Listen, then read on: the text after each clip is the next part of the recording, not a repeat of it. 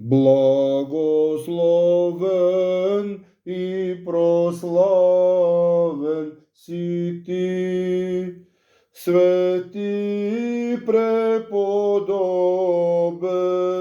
Павел Тивејски, и Твоето свето тяло, и Твоите свети икони, и Твоите свети храмове, и Твоите свети монастири,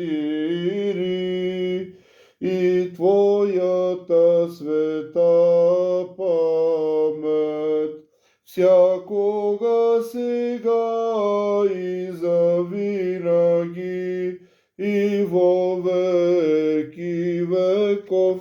Амин.